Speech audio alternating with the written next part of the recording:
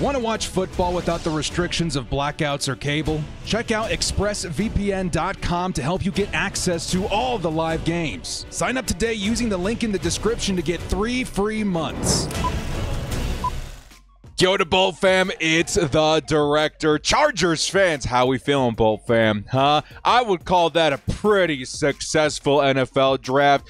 Matter of fact, I'm not the only one handing out high grades to the Chargers. All over the web, you'll find praise for how the way the Justin Herbert slash Jim Harbaugh slash Joe Hortiz team is building in 2024. So today, we're going to give you guys your first preview of what this team is going to look like in 2024. Go over every single position on the roster, give you guys an idea of what needs work, what's really turning a corner in terms of building something behind the new idea of a Jim Harbaugh team. And all in all, just getting kind of hyped for the days to come, man. I'm at the point now in the offseason where I am ready for the freaking kickoff, man. Let's get to September as soon as possible because I want to see this team get to work. But until then, we do have a little bit of work that we still have to do. I think the Chargers still in play for some free agents, maybe even a trade here or there. But so far, man, year one in this new team build of Jim Harbaugh, it's looking pretty freaking good. So before we do kickoff, guys, shout out to the sponsor, Underdog Fantasy. Use code DIRECTOR to match your first deposit up to $100. Get in on the action. Newcomers, take advantage of this special here for Anthony Edwards coming up this week. And before we do kick off, hit us up with a like and sub if you do enjoy this Chargers content. The small amount of time you guys take to hit the like, sub, and bell notification helps me out a lot. Not to mention, guys, huge shout out to you in the chat. This weekend was absolutely amazing. We are getting very, very close to 50,000 subscribers. As soon as we hit that, we're definitely going to throw some giveaways your guys' way to celebrate, man. Thank you for helping me get this far. Let's get into it. Lights, camera, action.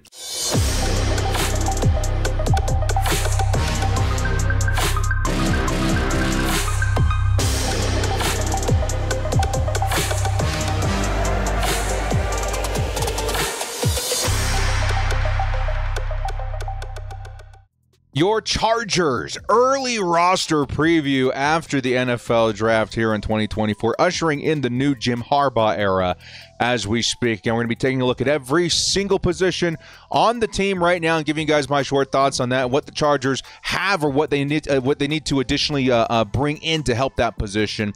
Kind of like a grades video, but without the A's and B's and C's and all that stuff. So let's go ahead and jump into the very first position. Obviously, this is going to be a big one, right? Is it one that's going to garner a lot of conversation? Maybe, maybe not. I think the Chargers looking very good. At quarterback for the next 10 years or so, Justin Herbert is out here being the centerpiece of the Chargers offense. Big reason why Jim Harbaugh wanted to come to LA in the first place. And so far, the whole mantra of the offseason and the NFL draft has been, how do we take the load off of this man's shoulders? Now, it doesn't go to show or doesn't reflect on the Chargers wanting to move away from Justin Herbert's passing skills. Absolutely not. He's going to be one of the biggest talents in the NFL that you want to utilize. But in taking some of the pressure off and providing more quality opportunities to attack downfield with play action, solid running attack, I think we're going to see shades of the Justin Herbert that we recognize from his rookie season, of course, featuring an Anthony Lynn running attack back then, which didn't tout nearly as good as an offensive line, even running back combo. I think Austin Eckler hurt in that season.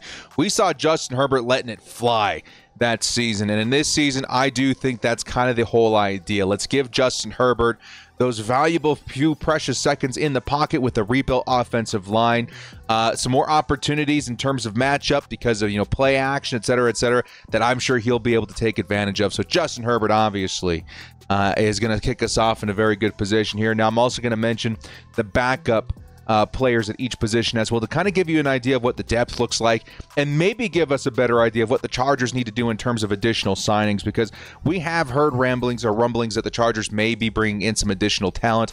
Is it going to be at quarterback? Absolutely not. I think the Chargers are perfectly fine here with Justin Herbert and backup Easton Stick, who was extended this offseason to be the Chargers' primary QB2. Let's move into the running back position. And this position, you could argue, is going to be one of the most important on the team for the next couple of seasons. Does it mean that, we need to go out there and get the best of the best in terms of running back? I don't think so. I think eventually we will get there. But for right now, I think the Chargers are going to be leaning in on the position a lot more than we have in the past. And I do think we're pretty well built to keep that idea running throughout the season with the depth that we have here, as well as the starters that are going to be toting the ball for Jim Harbaugh. Starting off with Gus Edwards, RB1 for this team. You take a look at what the Chargers have done in the past, especially in the last, what we would call the Eckler era, the past, 6 or 7 years. The Eckler era, maybe not even that long with Eckler as the primary back, because we did have Melvin Gordon there for a while too. Either way, the Eckler era of football was revolved around a lot of underneath passing, right? We're going to supplement a lot of what we do on the ground with Austin Eckler in the flat underneath, just being the guy that gets those chunk yards in an unconventional way through the pass, the underneath pass. And for a while, I think that was working out just fine. Funny enough, the Joe Lombardi offense kind of really ushered a lot of success in that arena. Whether it was successful in other areas of the offense, I can't tell you, but as terms of Austin Eckler, I think it did a lot of favors for him, and he was a fantasy nightmare for a lot of people out there facing against him the past several seasons. Of course, Austin Eckler is going to go down as one of the best running backs ever for the Chargers with back-to-back seasons of around 20 touchdowns. It's absolutely insane to think the kind of work he did with the Bolts. However, this era of football is going to be a lot different. Ground pound, smash mouth, punch you in the face kind of running attack is what Jim Harbaugh wants to create in terms of, or I guess under the idea and umbrella of being a more physical football team. And on offense, you can certainly make the case that it's going to be 99%, ran through the running back position. This idea of running the football physically is very exciting and new and fresh for the Chargers and its fans, which have been watching kind of the same thing over and over for the past decade or two behind, guys like, not even just Justin Herbert and those weapons there in LA, but even, Phillip Rivers and those guys in San Diego. Not since LaDainian Tomlinson do I think the Chargers have had such a focus and aggressive look into what we want to do with the running attack, which is kind of saying something. It's been a long time since LaDainian Tomlinson has been the centerpiece of this offense. Now, sure, we've had some success up and down here and there throughout the years with Melvin Gordon. Some would even say, Matthews and, of course, Austin Eckler. But I think really getting down back to the idea of a ground and pound football team is something that's very exciting to think about. Now, Gus Edwards, he's going to be great here. I got to see him in person a couple of weeks back when we went to do the Los Angeles Chargers presser at their practice facility. The guy's huge, man. I got to tell you, a lot of people, when they meet me for the first time, they're like, oh, director's pretty big. Well, this guy was pretty big to me, okay? So thinking about what we have at the running back position all of a sudden makes me very excited to think the kind of physicality he's going to bring to the position. But more so what gets me excited as well is the backup positions here too. The Chargers are very well covered. We got our bases covered, y'all. Gus Edwards backed up by J.K. Dobbins, who's been in the media lately as looking as a very healthy player. He's been playing with Justin Herbert the past couple of days, and he's looked good. He's looked awesome. He's looked like his old self. Can he stay that way is going to be the big narrative for him this season. I think Ben Herbert would be up to the challenge there. JK would be a tremendous value if he can stay on the field for more than 10 games this season. Kamani Vidal is going to be another one, backup running back, rookie drafted out of Troy just past couple of weeks ago, or a couple of days ago now. He's a very exciting prospect that I think you guys are going to love. Think of him as like a Blake Corum light. If you guys want to think very high, like a super high ceiling, Maurice Jones-Drew is a pretty good one to compare him to. I think that he's going to climb the depth chart here in the next couple of seasons and be, at very minimum, a very solid RB2. And to round it out, Isaiah Spiller does contain, a little bit of talent in terms of receiving. Maybe he does find more success in this offense, but running the football, very important aspect to this team going forward, okay? Now, a quick light note here, running the football, obviously, if that's going to be your emphasis on O, you're going to want a fullback, and Ben Mason's going to be the guy this season. Of course, there's going to be a little bit of competition. We're not mentioning much in terms of the undrafted free agent guys. I do predict that the Chargers have at least one or two guys undrafted make this team, and one of the biggest competitions you're going to see is between Ben Mason and some of the undrafted tight ends that are going to be competing for against him in terms of, who's going to play that fullback role for the team. Very exciting to think about, but at the very minimum, Ben Mason's a very capable fullback. Some people wonder why he didn't make the roster for the Ravens. Well, it's because they have Patrick Ricard out there, and he's one of the best in the entire NFL. So Ben Mason gets another shot with Jim Harbaugh, who was also his coach at Michigan just a few seasons ago. Next up at tight end, we got Hayden Hurst backed up by Will Dissly and Donald Parham. Now, again, like I said with the free agents, I think out of most of the positions that are competing for spots, I think tight end is going to be one of the more aggressive. And I do think tight end, we might see a new face here on this roster come July in training camp and kickoff. Either way, the guys that we have in there right now are pretty capable. We got Hayden Hurst, who could see kind of a reemergence in the NFL, a former first-round pick of the Baltimore Ravens. Kind of fell off a little bit. I know there's some injury concerns and stuff there, but didn't quite live up to his potential as a first-round tight end. But in this environment, I think this gives him the best shot, his best shot since being with the Ravens so many years ago. Kind of a journeyman. He's been all over the NFL since then, but definitely could be an awesome receiving option for the Chargers. In a very minimum, Hayden Hurst is shown to be a very capable pass blocking tight end, which is something that the Chargers have shown emphasis in all over the roster in terms of these ads. If you're going to be on the team, you need to be able to block, and that includes the wide receivers as well. Hayden Hurst is going to be a very good one in pass protection. Maybe not the best in terms of run blocking. He graded like literally dead last per PFF last season, but he was one of the best in terms of pass blocking last season, which could add to his weapons for the Chargers. Backing him up again, Will Dissly, who actually was one of the best run blocking tight ends in the entire NFL. I think he ranked like 3rd or 4th or something like that. One of the very best you're going to find in the league. He's going to have a very prominent role on this offense. You're going to see a lot of 2-3 tight end sets on this offense that helps the running back get going. I think Dissly's going to be a very important piece of that. So much so that it makes me wonder how often we're going to see each of these guys in the one role, right? I think it's going to switch quite often. Hayden Hurst in some situations, but Will Dissly in a lot of situations where you need an extra blocker in there for the running attack. And then backing them up, Donald Parham, who could be a featured red zone weapon this season. Moving on to the wide receivers.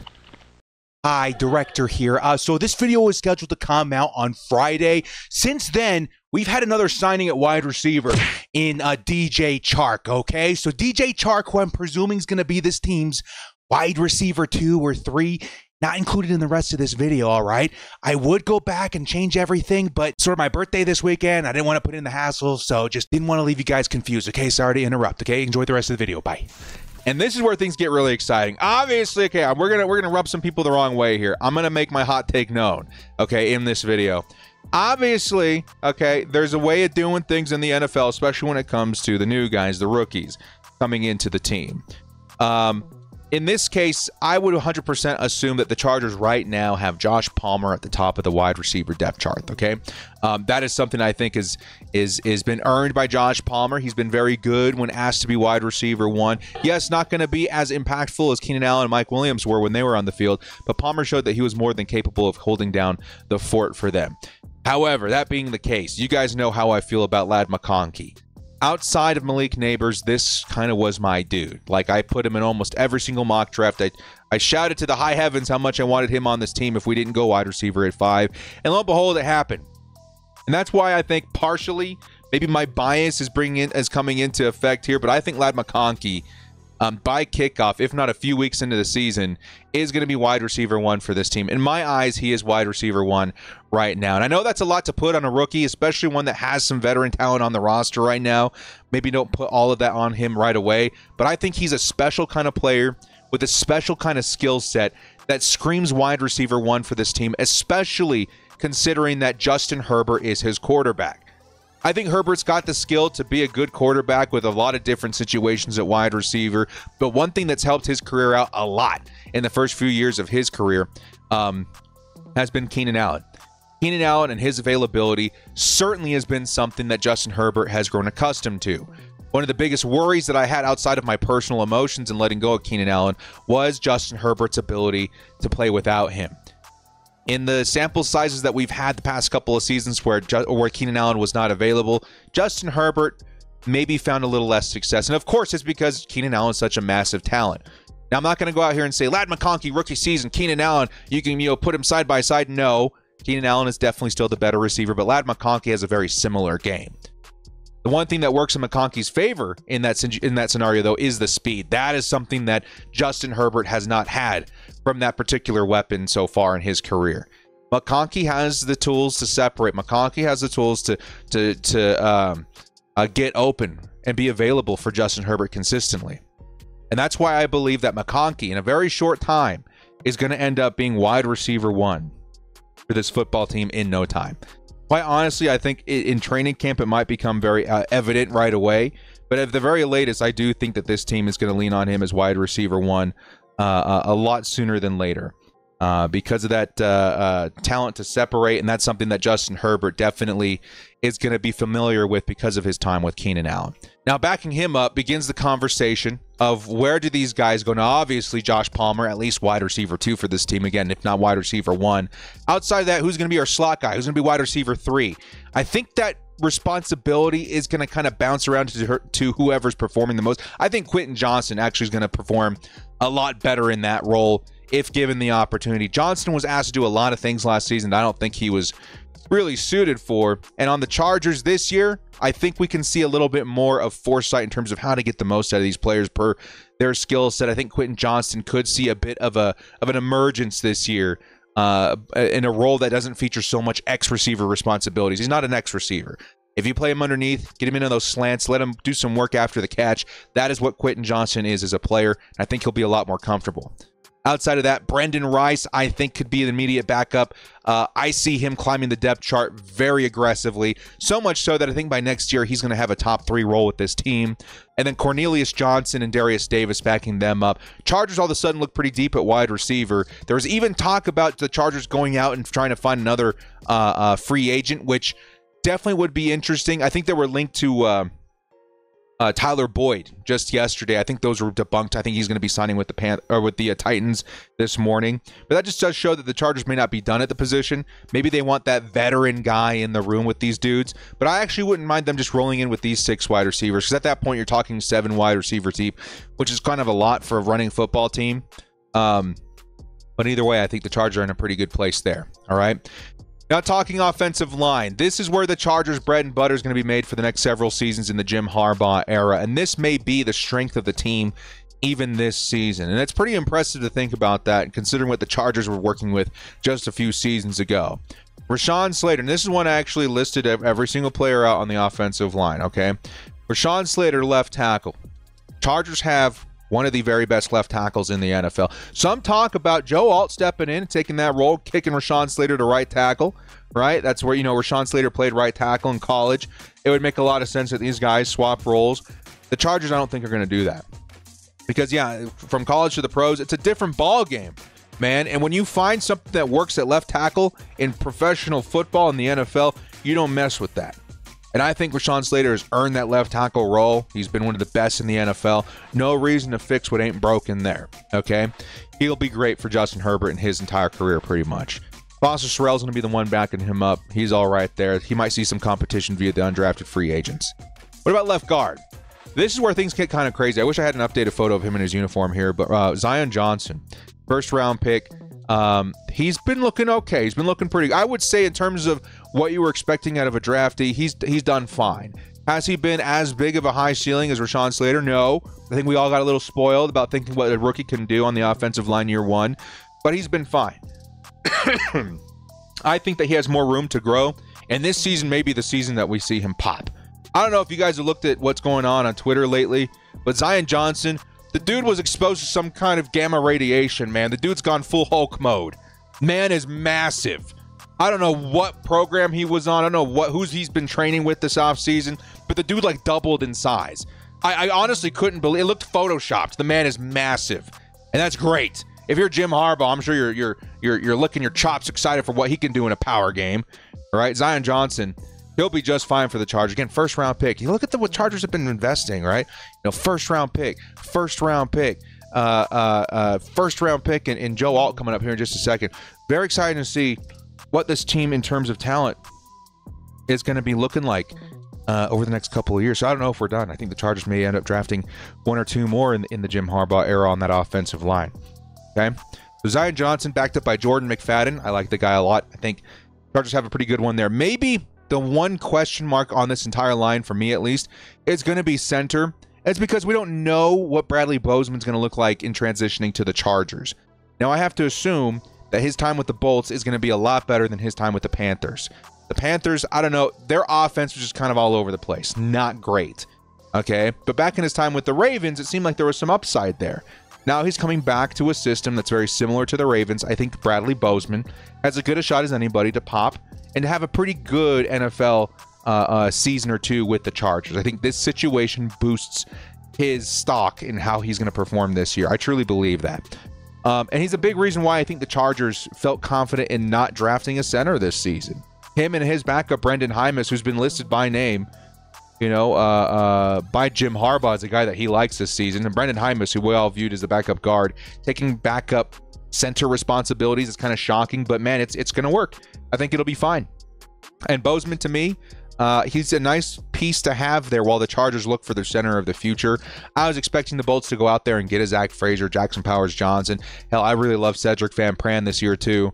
But Bozeman's a fine option to have there. So maybe the weakest link on the offensive line now, who knows? But he's certainly a far away from the worst center that we've had in a while. Not to mention he's going to be coached up by our guy, Hardwick, this season, which is super cool to see him back with the team. All right. So backed up by Brendan Hymus, interesting stuff there. Jamari Sawyer, who I'm excited to see in this system too. I think some of the problems that we saw with Sawyer last week, because Sawyer was actually pretty decent at right tackle. If you guys remember, or was it left tackle? He stepped in for Rashawn Slater in that season. He did awesome for the Chargers. He was great over there. In terms of right guard, it feels like when they kicked him in there, he had a little bit of trouble this last season. Maybe not the same player he was the year prior, but because he's literally playing a different position. I think in this system, with the kind of build that he has, this big guy kind of energy, I think the Chargers will find some success behind him, and I think he'll be just fine there. As far as a backup, I'm having to assume that Jordan McFadden would swing to right and left, so we're going to consider him there for that spot once again. And to round out the tackle group, and of course we're going to feature our first round 5th overall pick in Joe Alt in this video. This guy's going to be awesome, man. I can't reiterate how special of a player this guy was at tackle. It was overshadowed. He was overshadowed, including by me, okay? Because of the wide receiver class and how special that was. The difference with the wide receiver class is that there was 3 guys that are going to make a big difference in the NFL for that position, right? There's Harrison, there's Neighbors, and there's Odunze. All 3 of those guys are going to be amazing. You know how many tackles are carrying that same upside in this draft? Not just this draft, but for the prior several drafts and maybe several drafts ahead of us. There was one guy in Joe Alt. One guy. Not just representing this season, but several seasons back. The last tackle we've seen this good was Penei Sewell. And how many years ago was that? Right? They don't grow on trees. And even then, there's like one every few seasons. There's 32 teams chopping at the bit to get that one guy every few seasons.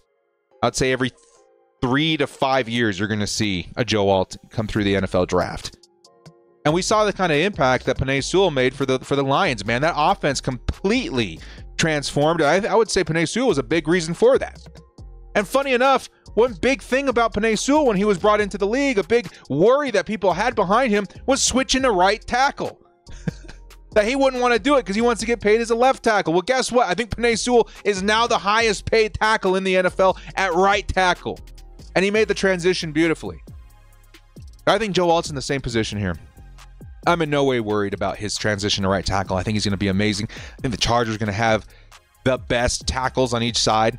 Completeness in terms of right and left tackle for the next 10 years. I think they're probably going to be the best team in the NFL because of Rashawn Slater and Joe Alt on those bookends for Justin Herbert. Just absolutely ridiculous.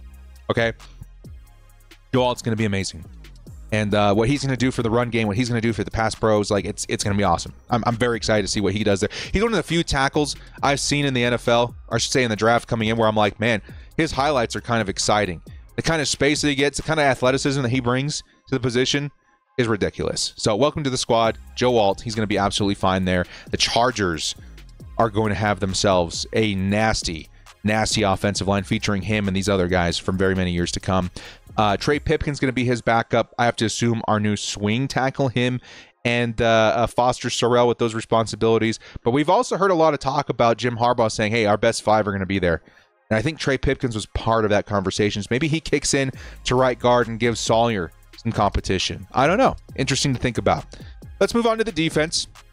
Defense had some additions this offseason, man. I mean, my goodness, it's going to be a very fun season for Jesse Minter in with some of the pieces that they added in the draft, specifically at linebacker, which we'll get to in just a minute.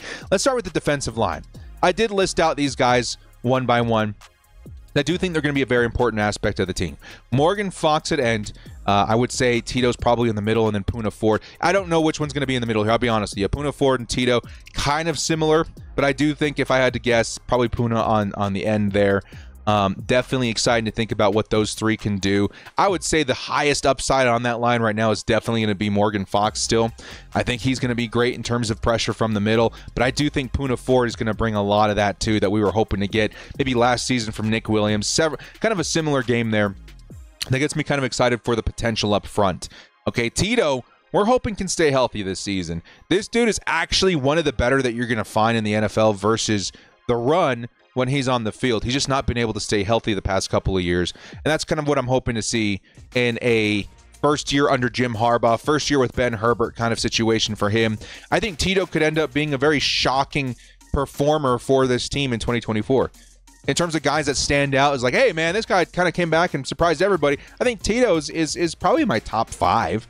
You know, I think he definitely has the potential to pop here in this situation for the Chargers. So Tito, those guys are exciting. They're backups in Scott Matlock, Chris Hinton. We have to assume that he's going to stay, former Michigan alumni. Then of Justin Eboigbe as well. This guy, I think, might be backing up on the side of like Puna Ford or Morgan Fox. I think he's going to come in situations where the Chargers need a little bit of help versus the run. Scott Matlock could be viewed as a guy that comes in situations that we need more help versus the pass. I think the Chargers just have a lot of versatility in what they can do on the defensive line, which makes me very excited for what they're going to roll out there with in Jesse Minter in not just providing pass rush, which we've had for the past couple of years, but that run-stopping ability, especially that pick in Eboigbe. It feels like that was kind of in the forefront of a lot of their minds, and it's something that we needed a lot of help with. So fortunately, the Chargers get a couple of dudes that really reflect some help in that arena on defense. All right. Now on edge, I think the Chargers, funny enough, when you think about what Jim Harbaugh wants to do and what Jesse Minter wants to do with this team going forward, it really feels like the emphasis was where? On the ends, on offense, with Rashawn Slater and Joe Alt being those picks. And then in the offseason, in terms of free agency and getting under the cap and all that kind of stuff, it really feels like these two dudes were among the priority for the team to keep intact. And fortunately for us, Joey Bosa and Khalil Mack were willing to play ball with cuts on their contract, taking pay cuts, right? Both of these guys were very fortunate to come back to this team. And it seems that Jim Harbaugh, he wants to have that presence at edge for as long as he can. And, of course, we still have Thule out there as well, which is very exciting. But Joey Bosa, Khalil Mack, if these guys can stay on the field, now with the added insurance of Thule, this Chargers defense is going to be so dangerous in terms of pass rush. Joey Bosa, Khalil Mack, we know what they are. We've been waiting for years to see them perform together. I'm hoping it's this season. I really do. You mix and match him in there with, Thule, Morgan Fox, these guys getting pressure. Like, it's going to be awesome to see this defense get to work, especially in this new system with Jesse Minter. Exciting to see what that rolls out with and looks like this season. But probably one of my favorite and most exciting aspects of this video to cover is going to be linebacker. Funny enough, this is a position that I think a lot of us had questions going into the NFL draft. Like, oh, I hope we figure it out, man. Well, guess what? They figured it the hell out. Junior Colson, in my mind, just kind of like, it's crazy to think that the Chargers got away with 3 starters in their first 3 picks, like quality starters. We got the best tackle in Joe Alt. He's a quality starter, year 1 impact. We got Ladd McConkey. He's probably wide receiver 4 or 3 for me. In this draft, quality starter, day 1 impact. And then in day 2, in round 3, we get Junior freaking Colson, man. Day 1, best linebacker in the draft. He's mix and match him with Edgerrin Cooper, right? Some people, I think he was linebacker 2 for me, but a lot of people have him as 1. This dude, day 1, impact starter for the team. And I would say linebacker 1 in terms of situation for me. He's coming into a situation where it's the same defense, Jesse Minter. He's going to be such an important mouthpiece for this defense this year, man, because this dude, not only an incredible talent at linebacker, the best tackler maybe in the draft this season. He looks a lot like Baby Bobby Wags. If he needs a nickname right away, Baby Bobby Wags is kind of that same puppy monkey baby energy. Puppy monkey baby. Baby Bobby Wags. Baby Bobby Wags. This dude is impressive. He is very impressive. I'm so happy that he's on this team. But he's going to be able to convey, man, instruction and insight and perspective to the rest of the squad because of his experience with Jesse Minter. He helped run that defense in Michigan. I have to assume he's going to do the same thing here. Him and Derwin James probably going to call a lot of the shots on defense. It's going to be impressive to see this guy go to work. And I think in terms of impact defensive players year one, Junior Colson is going to be in the conversation, even with some of the high, first round picks this season. You have to lump him in there with guys like, I don't know, Chop Robinson.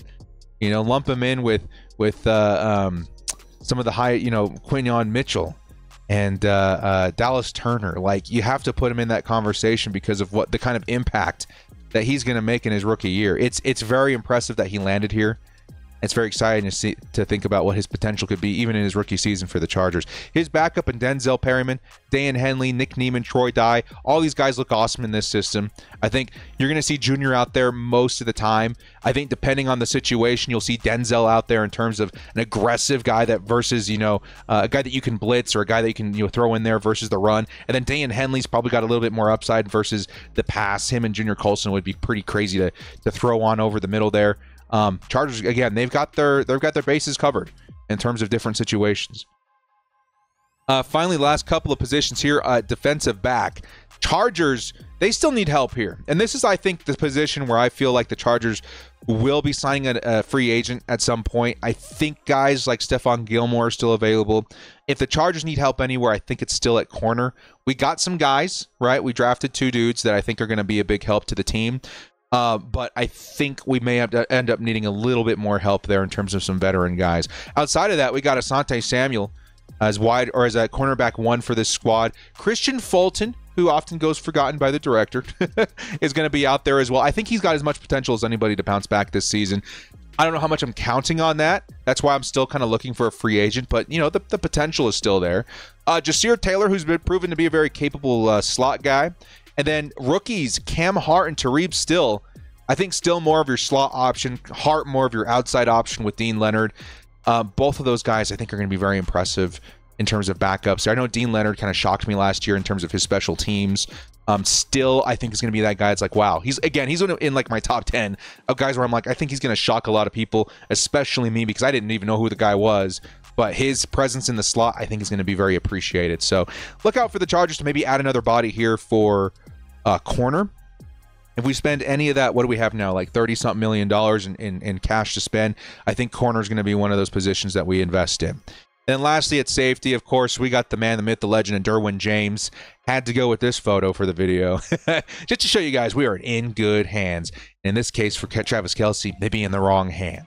But Derwin James, he'll be absolutely fire in this defense. Him and Alohi Gilman, their ability to play up top or down low in the box, in the slot, whatever, is going to be utilized here, especially Derwin James. Their backups may end up being pretty important too, which again, at DB, we may see some movement there in terms of free agency.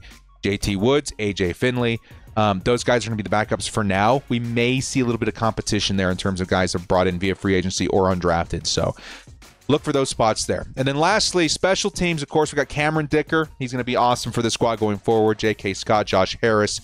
Those are dudes to look out for. I think this is an outdated photo. I think that should be number 11 now, right? Either way, this is your early preview of the Los Angeles Chargers. Full roster going into 2024. Let me actually get rid of this so you guys can see the full picture here.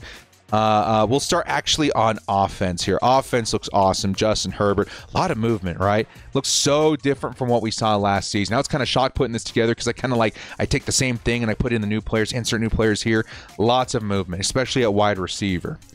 The Chargers, I would say, are looking pretty friggin' good, man. In terms of the offensive line, the ends look amazing. The guards look pretty great. Center, maybe a little bit of questions there, but that's kind of the way you want to build a line anyway.